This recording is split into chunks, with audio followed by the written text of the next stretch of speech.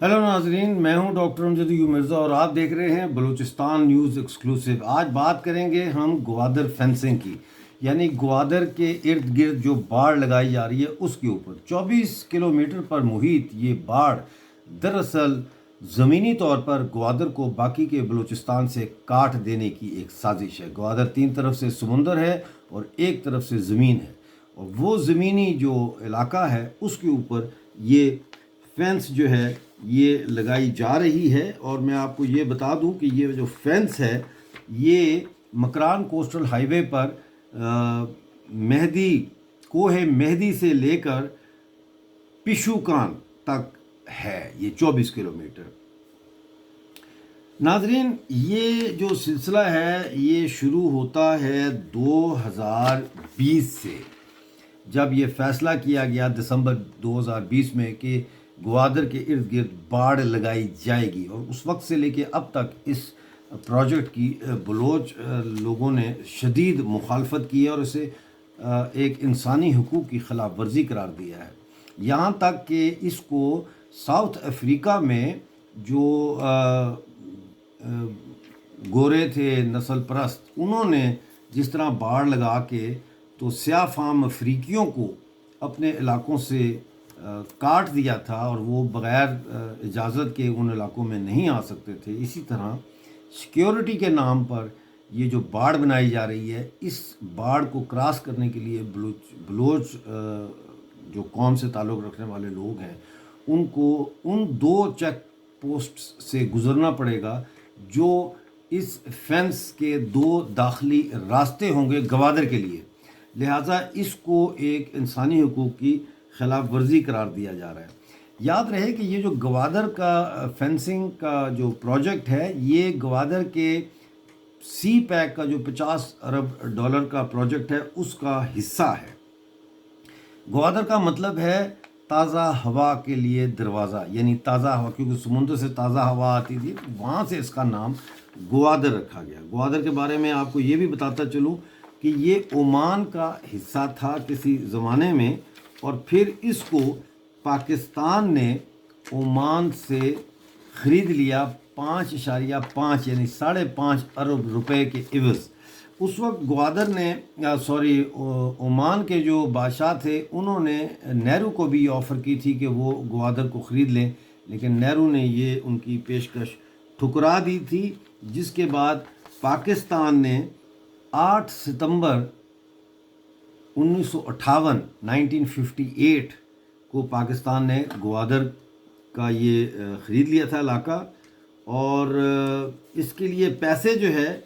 वो आगा ख़ान ने दिए थे। जो प्रिंस आगा ख़ान थे उन्होंने इसके पैसे दिए थे। 2017 में ग्वादर की बंदरगाह को 40 साल के लिए चीन को दे दिया गया ताकि चाइना जो है वहाँ पे एक मेगा पोर्ट बना सके, एक बहुत बड़ी जो है जदीद बंदरगाह बना सके।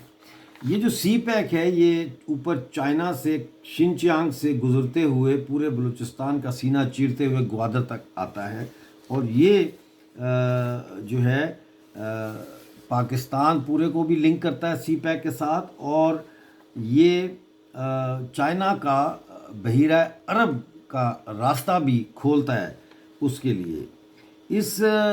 सी पैक के जो प्लान है इसमें सड़कें बनाना, रेल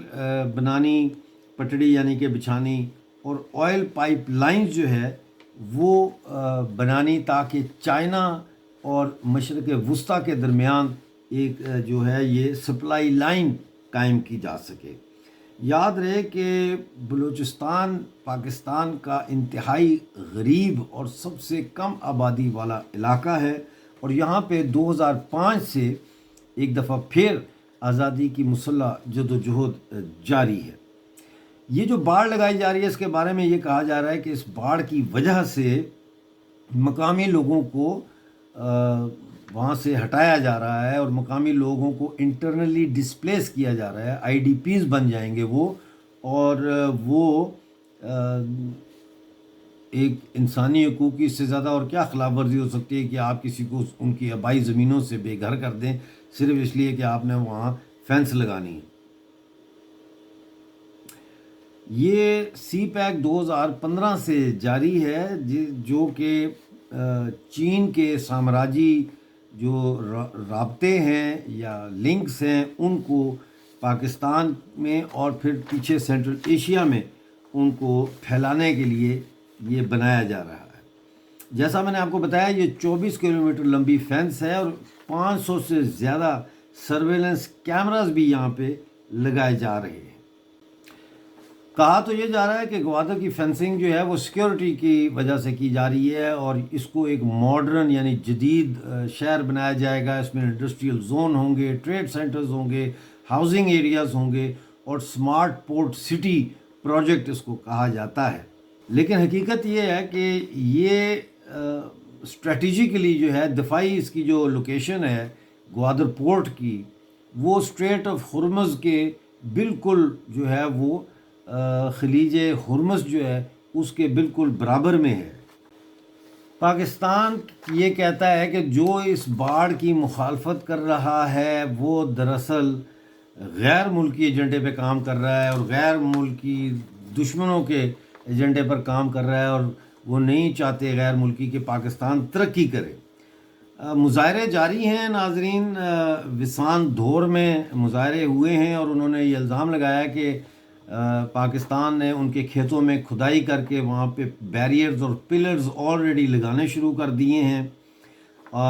جس کے بعد جو ہے گوادر بالکل کٹ جائے گا بلوچستان سے۔ لیکن سرکار یہ کہہ رہی کہ نہیں، ہم تو ایئرپورٹ جو ہے گوادر ایئرپورٹ اس کو وسیع کر رہے ہیں، ایسی کوئی بات نہیں ہے۔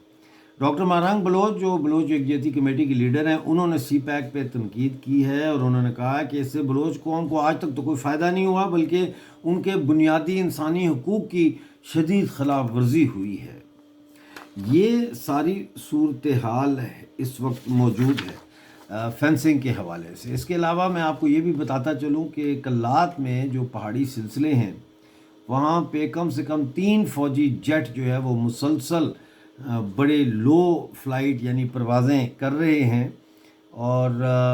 کلات کے پہاڑی سلسلوں اور گرد و نواح کے علاقوں میں بولان میں اور کلات میں بڑے آپریشن کی تیاریاں شروع ہو چکی ہیں، اور اس حوالے سے فوج کی نقل و حرکت بھی جاری ہے۔ مشقے میں فوج نے اب ایک نیا کام پکڑ لیا اور وہ یہ ہے کہ یہ بلوچوں کے بیچ میں گھس رہے ہیں تاکہ عوام کو یہ بطور ڈھال استعمال کر سکیں۔ اس کے علاوہ میں آپ کو یہ بھی بتاتا چلوں کہ ایران اور پاکستان کا جو مقبوضہ بلوچستان ہے، اس میں جو سمگلنگ ہے صرف ایندھن کی، فیول کی، وہ سالانہ $1 بلین ہے۔ تو اس میں ظاہر ہے یہ سمگلنگ بغیر پاکستان آرمی اور ایرانین جو پاسداران انقلاب ہیں آرمی، ان کی ملی بھگت سے ہی ہو رہی ہے، اور یہ ایک علیحدہ سے ایک وجہ ہے پاکستان کے بلوچستان پہ قبضے کے حوالے سے۔ یہ کچھ خبریں میرے پاس تھیں جو میں نے سوچا کہ آپ کے ساتھ شیئر کروں، اور اگر آپ کمنٹ باکس میں بتائیں کہ آپ کی کیا رائے ہے بلوچستان کی فینسنگ کے حوالے سے، پلیز آپ سبسکرائب کریں بلوچستان نیوز ایکسکلوسیو کو، اس ویڈیو کو وائرل کر دیں۔ ملتے ہیں اگلی ویڈیو میں، اس وقت تک کے لیے خدا حافظ۔